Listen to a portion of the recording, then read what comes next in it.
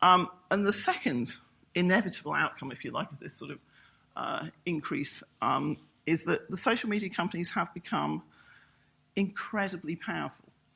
Now that sort of seems like an obvious thing to say, but journalism has a certain amount of impact in the outside world, but it's lost a lot of its economic power and lost quite a lot of its political power as well.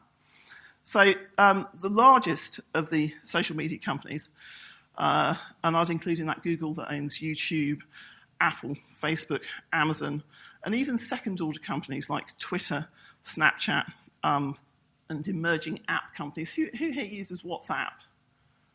See, everybody here uses WhatsApp. Sorry, this is actually what technology is doing to newspapers. It's rather different from the Facebook, from what Facebook is doing to them. So everybody here uses.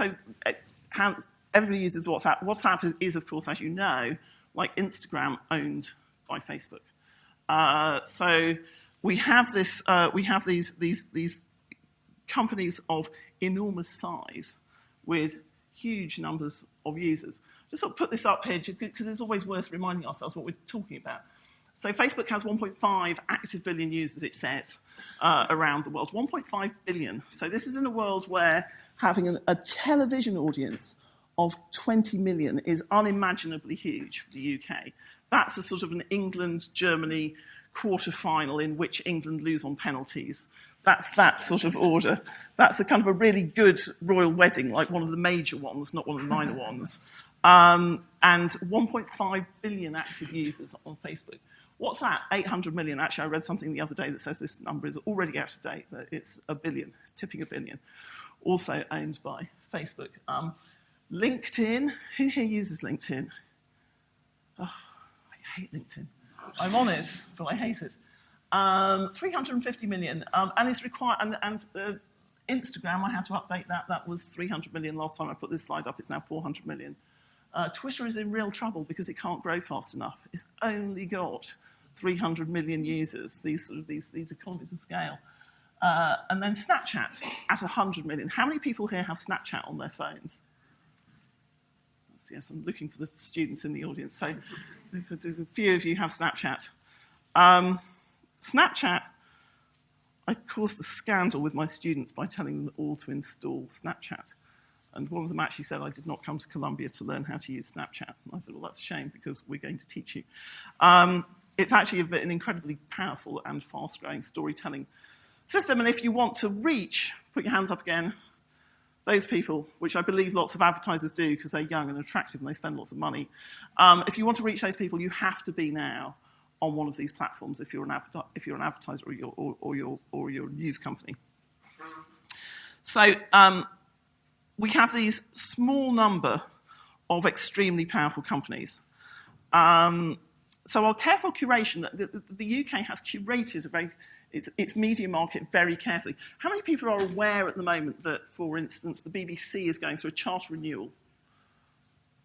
Okay, so you all know that, right? That's good. How many people here know a great deal about Facebook instant articles?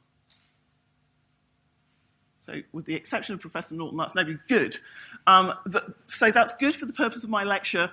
It's terrible for the state of democracy and media ownership and control and the financing of journalism and everything else. It is terrible that you don't know about that. And it's not your fault. It's actually my fault. And there isn't an editor here who I can point the finger at, but it is problematic that we aren't recognising where this extreme sort of shift to power. Because I know some of you are thinking, does this stuff really matter? I mean, these seem like big numbers, but does it really matter? So let me just sort of tell you, I think, expand on this power shift and talk a little bit about why it's happened so quickly. So really it's about Moore's law. Does anyone want to explain what Moore's law is? Yes.